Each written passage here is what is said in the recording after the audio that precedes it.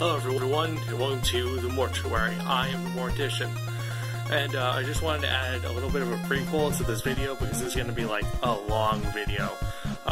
Basically, I'm going to be talking about my experiences in New Hampshire, and then I'll get into the recent album or not album, but comic and game pickups.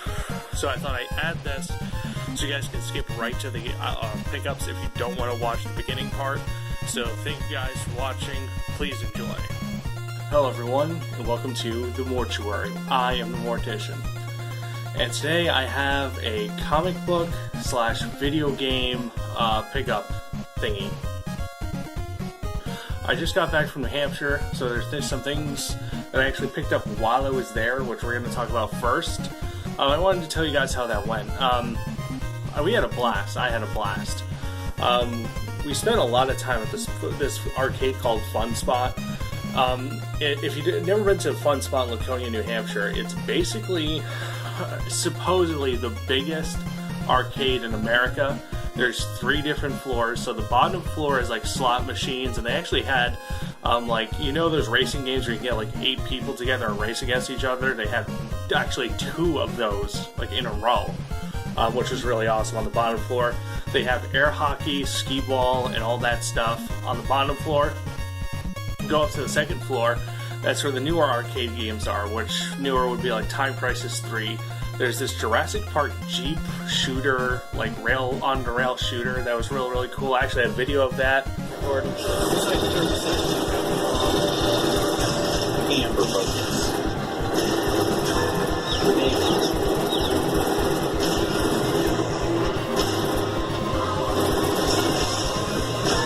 Triple threat. Also on that floor, they had the Simpsons Konami arcade game, because apparently that's a newer game, even though that game is old as shit. But I finally got to beat that, because I didn't really get the opportunity when I was younger. Because when I was younger, I had to ration my coins, because usually I get like 10 or 20 bucks or whatever, go do whatever. And after those coins were done, that was it. So I never really got the chance to beat any of the games there. But I got to beat quite a few of them. Like I said, the Simpsons arcade game. Me and my stepdad went through that. We went through the X-Men arcade game. Once it turns red, it's recording. It's red.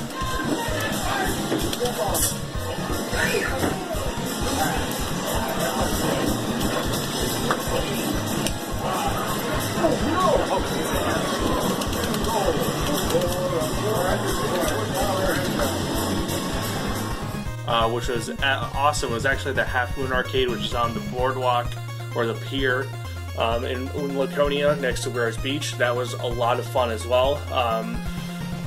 But back to Fun Spot. Then they have the third floor. Now the third floor is the classic games. Like they call it the Arcade Classic Arcade Museum or something like that. It's the ACIM.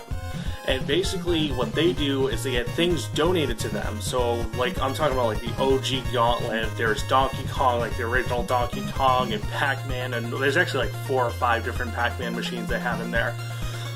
Contra, Asteroids, which I actually placed 5th and 7th.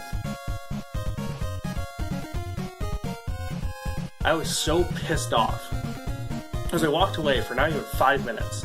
I walked back because I decided I want to play some more, because I figured, hey, I placed 5th and 7th, maybe I can get higher. And some dude literally came in and deliberately took down my scores. Why do I say it was deliberate? Because it was the only 2 scores that were touched. The only 2 scores that were touched were those 2 scores. So all he wanted to do was take my name off that scoreboard. I was so pissed off. But I actually got the high score on 1943, which that's a really awesome shooter game. It's actually a shmup. It's really, really awesome. I was super happy to get first place.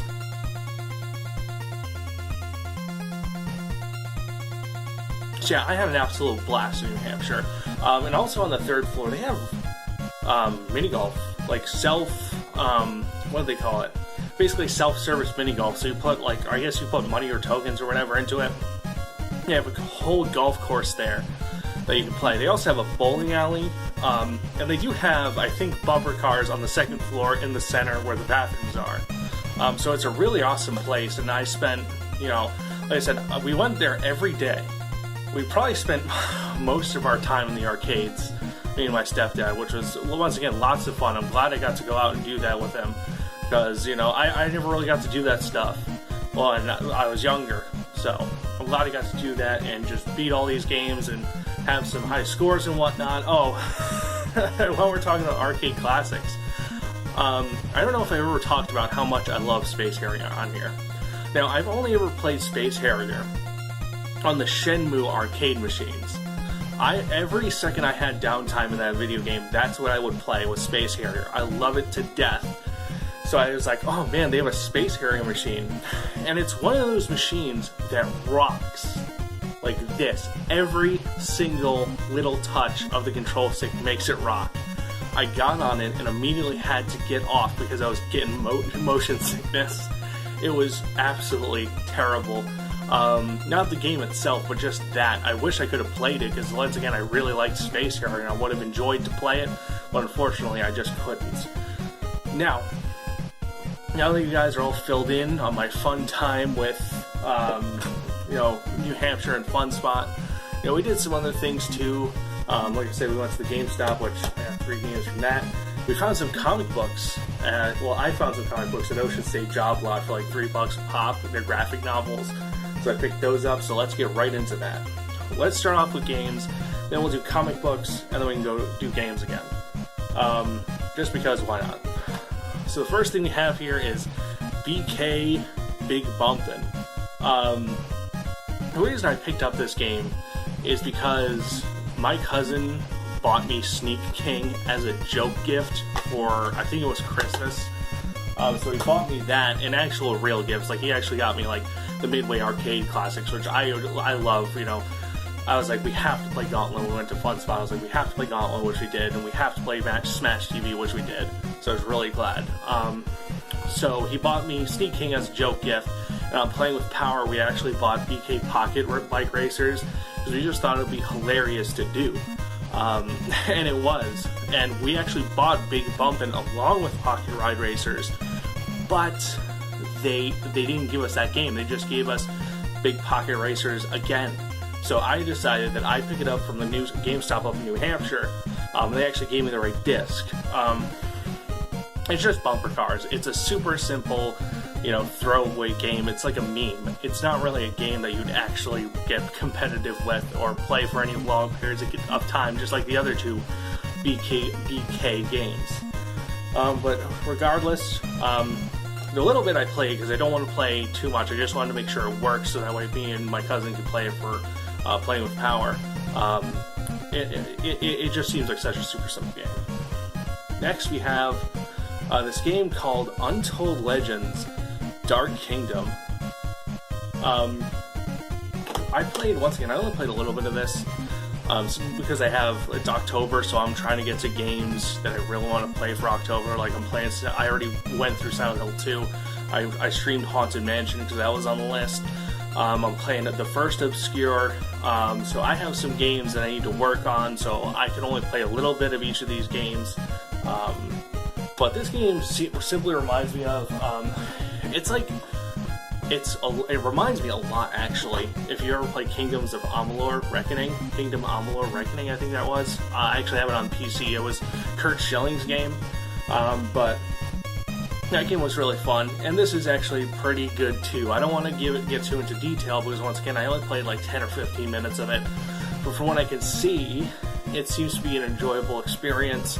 It's a very simplistic RPG. There's not a whole lot to it. It's more like a blending of like a Dynasty Warriors-esque combat, like simplicity kind of combat. I mean, there's more than one button you can use to attack, but it's just so simple in its, in its technique. And just a regular like Baldur's Gate, it just reminds me of that for whatever reason. But it's actually a very vibrant game where Baldur's Gate just flat out wasn't in a lot of areas. So what I've played, it seems like I'll probably enjoy it. So yeah.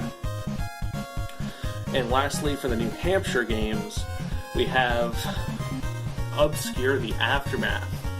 Yes. I've never played any of the Obscure games up until this point.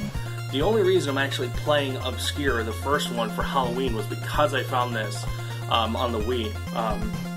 I bought it with the thinking that it was going to be first game just redone, but it turns out it was the second game.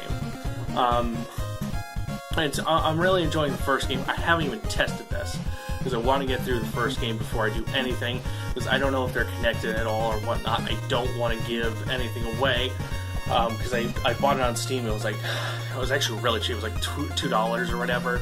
It's on sale right now. I can't remember. I don't have Wi-Fi, so if the price is a little bit more than that, I apologize, but it's around that price point. So I figured I'd just play the first game and add this and the first game to my list of games for Halloween, along with Silent Hill 3 and 2 and whatnot.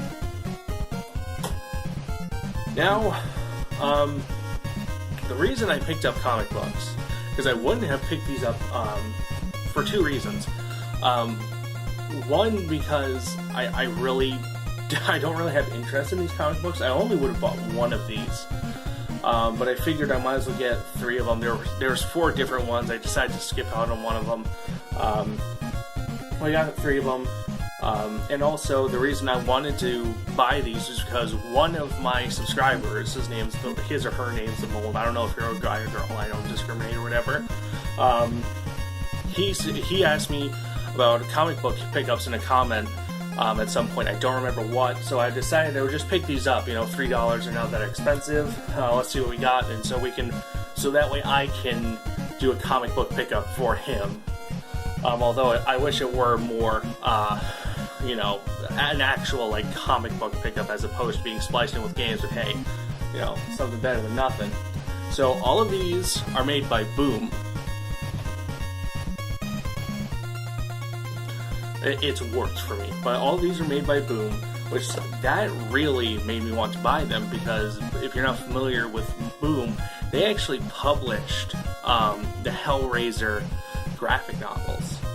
I have one in my room by Boom, and that's the reason that's what got me to buy these, because once again, I wouldn't have bought them any other way if it weren't for that comment and the fact that it was by Boom. The first one's actually pretty funny. I was expecting Aliens vs. Parker, which that's what this one is, Aliens vs. Parker. I was expecting this one to be pretty bad, because basically, just look at this cover. Just look at this cover. Do you really honestly think that this is going to be a good comic book just by the cover? I wouldn't. I would assume it's probably going to be some cartoony kind of trash. But actually, it's pretty funny. I was expecting this thing to bomb, but it was hard to put down the first time I read it, because it was just, I don't know, it was just some way the way they delivered the comedy and whatnot, and actually that kind of art style lends itself to be more funny, allows the comic book to be more funny. I feel like I'm wording things wrong here, but it's pretty good. I actually would recommend you pick it up for $3 because I think it's worth it. Oh, no, I didn't show you. Yeah, I did show you the art style. Yeah, the cover and it looks exactly like the inside. So then we have Two Guns, which this one's okay. It's like a betrayal thing. So basically, you got this dude. His name is the worst name in comic book history, by the way. Worst name in comic book history. You got this guy named Bobby Beans. Bobby Beans. He sounds like a mid-2000s Cartoon Network character. Where you got Bobby Beans, who's a DEA agent who is trying to basically, he meets a contact about robbing a bank. He's trying to catch him in the act of trying to rob this bank. But little does Bobby Beans know that the guy he contacted is a Navy intelligence officer who's actually doing this work for the Navy, but his commanding officer is corrupt and wants, is going about it more nefariously.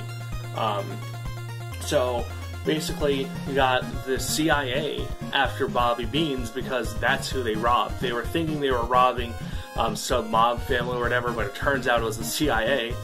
And now he's got the CIA after him and whatnot. It's super generic to me. It sounds interesting, but really it's just there's nothing to write home about. once again, you have this like very cartoony art style, and the book's falling apart. Look at this. I haven't even done anything. It's been in and out of a suitcase once. We have this art style. A story like this should have probably gotten a more gritty, realistic look rather than like a total Drama Island cartoon look. But works for the other one, not for this one. Now this one I'm disappointed with. And the reason for this is I didn't realize that this was actually volume 4 of this comic book, of this run. So basically, I have no idea what's going on, so I decided against reading it, but it's called Incorruptible. I don't know a goddamn thing about it. I didn't start reading it because of the fact it's volume 4. Like, I don't think I'd be able to judge a comic book properly starting in the center, because really I have no idea how it got to the events that, you know, come here. You know, it would just feel wrong of me to judge this without understanding what this is. So, I don't know what it is. Honestly, it doesn't look... I mean, the art style is not too bad. Like, once again, very cartoony, which I think I just keep harkening back to the Hellraiser graphic novel, which really, like, makes it hard to appreciate other Boom comics, because once again, the Hellraiser graphic novel is absolutely stellar looking. It's not all one kind of art style. Every story has its unique art style. Every story and comic looks different from one another. So it's kind of strange to see that, you know, these comic books basically having the same art style with very little difference when you look at something like Hellraiser. So I feel like the fact that I read Hellraiser first really hurts it. And now we're going to games that I have purchased being back home. Well, not being back home. I didn't purchase them right when I got home. I mean, like, before I got home. And the first thing we have here is Tekken Dark Resurrection. There's so many fucking stickers on this, like, holy shit. But it's Tekken. It's basically a portable Tekken. It runs pretty good, which was my big worry. I was like, this game is probably going to run like garbage. This game, I'm going to put it in, and it's going to be low frame rate, it's going to be low poly count or whatever. No, it looks like it could be like a PS2, like Tekken 5 kind of, you know, graphics is what it looks like. It looks really, really good. I was really surprised. It plays really well. The only thing I kind of wish is that it would let me use the control stick to move around. Unfortunately, it's one of those games where you can only use the D-pad, which that's fine, but I would prefer a control stick. For fighting games, I would rather have a control stick than a D-pad. I just think it works better. Next, I have Silent Hill 2, Restless Dreams. Now, you might be wondering, Cam, Morty, why did you recently buy this? I thought you really liked this game. Yeah, I do. I really like this game. I bought the first time I ever played Silent Hill 2 was way back in the day, the OG on the PlayStation 2. So it's been a long time since I've played the original. Then, after some time, like quite a long time, like I bought the HD remasters of those games, and I played them. And I liked them enough that it reignited my love for Silent Hill. But after watching more than a couple of videos, there's more than a couple of videos I watched, but one of them in particular was Twin Perfect's video that really reminded me how excellent the original was. They changed so much in the HD remaster, I didn't even realize it. Because once again, it was just such a long time. When we're talking about, I think Silent Hill originally dropped in 2002 or 3, somewhere around there. So I was maybe, what are we talking about, 6, 7 years old when I played it. So going back and being able to play the actual Xbox Restless Dreams version, it was like a totally different world. Like everything just felt so much better. It played so much better. It looked so much better. And I really recommend that if you've played the HD remaster, that the best thing you can do is either buy the PlayStation 2 version, the director's cut or the original, or the Restless Dreams on the Xbox, or I think there's a PC version. I think that's hyper expensive. I'm not sure, I haven't looked because I'd rather play it on a console because I just feel like that's the best way to play Silent Hill in my opinion. But definitely try to pick up an original copy. Trust me. Just trust me. I know it sounds like I'm being an elitist, but just trust me on this, okay? Next, speaking of games from my youth that I haven't played in a long time, not necessarily this game because I never got to play this game. I got to play the first two, which are awesome games, and I still think they are because I have the original one. Still lots of fun, and that's Dead to Rights Retribution. If you never played Dead to Rights, I mean, I can't imagine a single soul who hasn't at least played it. It was a super popular shooter back in the day. Basically, in this game, they kind of changed a lot. Like, in the original games, it had a lock-on thing. It had basically lock-on, and you could lock on to, like, different parts of the body and whatnot, and shoot people, and you could call your dog from, like, outside of the playable area to come in and take down goons or whatever. In this one, it plays a lot like a standard third-person shooter. Cover mechanics, even the way you shoot is completely different. Like once again, it's just very standard third-person shooter. And instead of Shadow being your like basically destroyer, now he's at your side and he can be killed. So they changed quite a few things, but I do like a lot of different things in this. For example, I really like the melee combat. I think it's really fun. And I like the executions. You get to play as Shadow, and that's really awesome. That was done really well. And most things about this game were done awesome. Like from being basically, taking the originals and reshaping them for the modern day. It's actually not that bad. I find it really enjoyable. The only thing I don't like about this is that the shooting bits can get a little too hectic. Like, sometimes there's too much shit going on while you're trying to play. It gets really overwhelming. That's probably something you get over to with time. That's something you probably get over in time, but it's an enjoyable experience. There's a lot of dick shots in this. Like, there's a lot of, like, kicking people in the balls, and, like, there's actually a takedown Shadow does where he grabs them, gets them by the balls, rips their balls off with his teeth. It's so fucking awesome. I really like it. It's an awesome game. Definitely check it out. Next we have, surprisingly, now we're getting into games I have like literally no experience with until I played them. And the first one is Beat Down Fist of Vengeance. This game's awesome. This game got shit on by people at GameStop back in the day. I'm playing it now, and honestly, I don't see why. It's really fun. The combat's really addicting.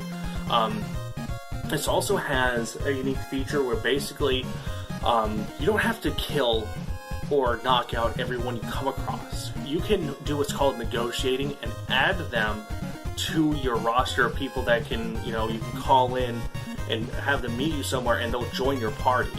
It's called the Black Book, I think. You can rob them, you can intimidate them. There's so many different things you can do after getting the meter down to a certain level. The combat's really nice. It's not too hard. It's not too easy. It's one of those things I would classify that it's easy to pick up but hard to master. There's a lot of different combos and stuff. The guarding can get a little hard, but once you've mastered all that or kind of get a grasp on it, you'll be able to coast right through. It's awesome. The story's awesome. The voice acting, though, meh. But let's be honest. I'm not playing this game to voice act for the voice acting. I'm playing this game to beat the shit out of people. And honestly, it's super fun, and I really enjoy it. It sucks I picked this up right before October, because once again, now it's all horror games. Next, we have Filato, which this game is actually another game I didn't expect to enjoy. I picked up on a whim because it just looks cool. Like, that's the only reason I bought it. It just looks cool. And honestly, it is cool. What is full auto? You ever watch Death Race? That shitty fucking movie about people who would race and try to kill each other during it. Kind of like Twisted Metal, but a race. That's that. That's what full auto is, but actually good. It's a really awesome game. I don't know if I call it really awesome. It's a pretty awesome game. It's pretty fun. It's pretty addicting. It has similar physics to Burnout, which is why I really like it, because the drifting handles practically the same, the driving is practically the same, the physics engine is practically the same. It seems like they borrowed a lot from Burnout, and it just works so well in this game, which is probably why I like it so much. Excuse me, it's really hot in here, but I can't have the fan or the AC on while I'm recording. But it's really, really fun. Really enjoy it. Lastly, Phantasy Star Universe. I actually picked this up. This is something my stepdad kept talking about, was Phantasy Star. Every time we brought up anything Sega, he's got to bring up the Phantasy Star games and how much it meant to him to get them, because, you know, I guess that was like the only game he got that Christmas or whatever, which is kind of a cool story. So I was like, I can't buy Phantasy Star. There's nowhere for me to really buy it right now. I don't really like emulating. I'd rather play it on an original console. Let me just pick up one of the old and newer games, try it out, and just see how it is. I fortunately found one of the memeiest games I have ever picked up in my existence. People hate this game. This game is literally meme sauce.